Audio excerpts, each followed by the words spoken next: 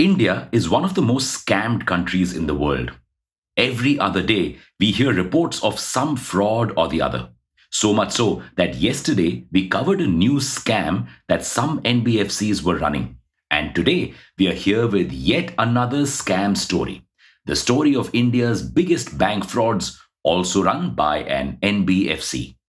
So let's uncover how Diwan Housing Finance Limited looted over 34,614 crore rupees from 17 banks. Welcome back to Revolution Read On, a daily podcast where we break down one story from the world of business and finance. Click on the subscribe button to never miss an update from us. Here's your story for today.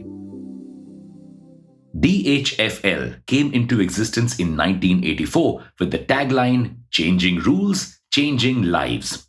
The headline was apt. DHFL would be bending many rules set by authorities and changing the lives of many bankers for the worse.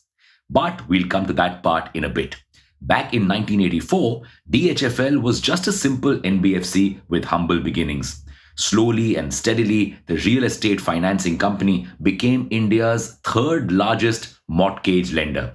And as the company grew, the ambitions of its promoters also grew.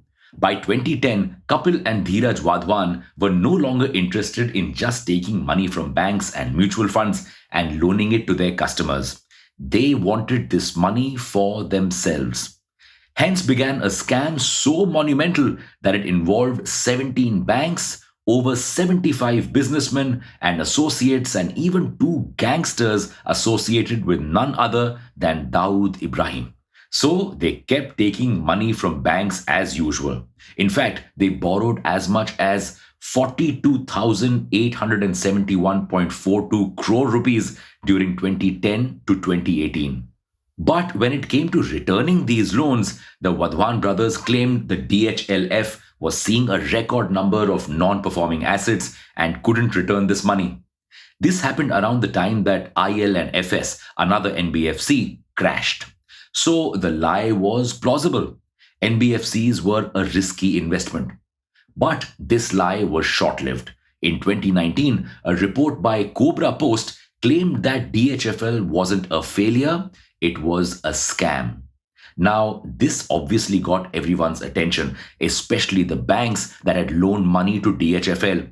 And while DHFL claimed this was fake news, banks appointed KPMG to investigate the NBFC. KPMG auditors were in for the time of their lives.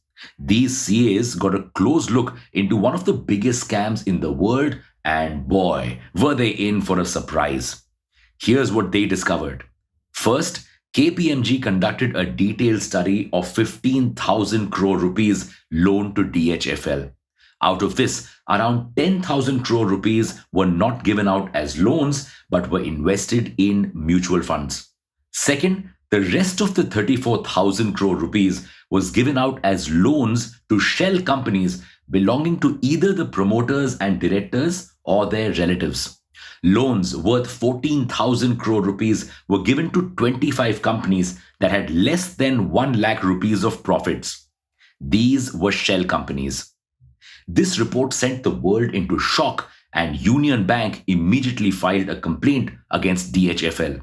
And since the complaint back in 2020, more and more juicy details have been coming out about the scam.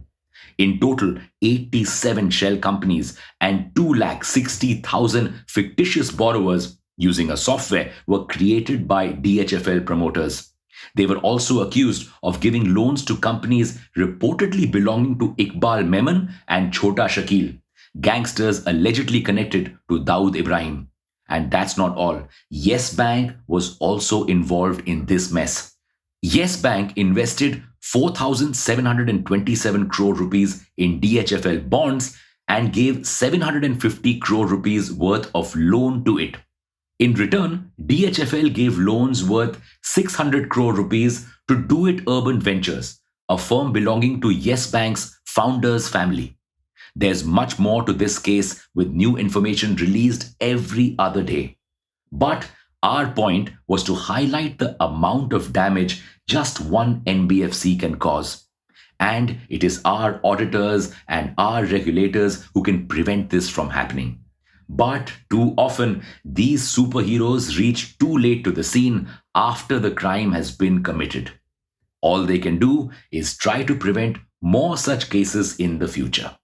What do you think can be done to prevent such scams in the first place? And for now, it's a wrap. Thank you for listening to this episode. We'll be back with more tomorrow. Until then, read on.